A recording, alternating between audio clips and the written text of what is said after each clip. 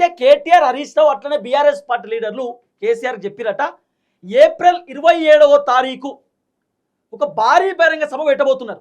అంటే TRS party పెట్టి సుమారు 26 సంవత్సరాలు నిండుతున్నటువంటి నేపథ్యంలో ఒక సిల్వర్ జూబ్లీకి సంబంధించినటువంటి ఒక సభ పెట్టబోతున్నారు. అంటే ఒక సభ ఫార్మేషన్ సభ పెట్టబోతున్నారు. అంటే టీఆర్ఎస్ పార్టీ పెట్టి 26 సంవత్సరాలు నిండుతున్నటువంటి నేపథ్యంలో ఒక పెద్ద భారీ బహిరంగ సభ పెట్టడానికి రెడీ అవుతున్నారు. ఇప్పుడు పోయినసారి 25 ఇయర్స్ది వరంగల్లో ఒక పెద్ద భారీ బహిరంగ సభ పెట్టారు 2025లో. పెడితే దాదాపు ఎంతగానో 10 లక్షల మంది జనం వచ్చారు. ఎక్కడ చూసినా కిక్కిరిసిపోయారు జనం. ఇసుకెత్తే రాలనంత మంది జనం వరంగల్లో వచ్చారు. ట్రాఫిక్ మొత్తం జామ్, ఫుల్ పబ్లిక్ వచ్చారు. ఈసారి కూడా టీఆర్ఎస్ పార్టీ పెట్టి సుమారు 2001లో పెట్టారు. ఇప్పుడు టీఆర్ఎస్ పార్టీ పెట్టి 26 సంవత్సరాలు అవుతున్నటువంటి నేపథ్యంలో సో మొత్తానికి టీఆర్ఎస్ పార్టీ ఒక పెద్ద భారీ బహిరంగ సభ పెట్టబోతున్నట. 26th యానివర్సరీ, ఒక యానివర్సరీ సభ లెక్క, ఒక సిల్వర్ జూబ్లీ సభ లెక్క 26 సంవత్సరాలకు సంబంధించినటువంటి పార్టీ ఫార్మేషన్కి సంబంధించిన సభ పెట్టబోతా ఉన్నారట. ఆ సభకు ఎట్టి పరిస్థితులలో కేసీఆర్ రావాలి, కేసీఆర్ మాట్లాడాలని చెప్పి హరీష్ రావు, కేటీఆర్ ఇద్దరు కేసీఆర్తో చెప్పారు అనేది వినబడుతున్నటువంటి వ్యవహారం.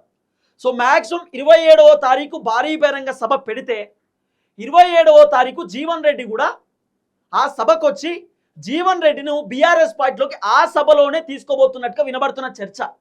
27వ తారీఖు భారీ బహిరంగ సభ కూడా జగిత్యాల్లోనే కేసీఆర్ పెట్టబోతున్నట్టుగా వినబడుతున్నటువంటి ఒక చర్చ.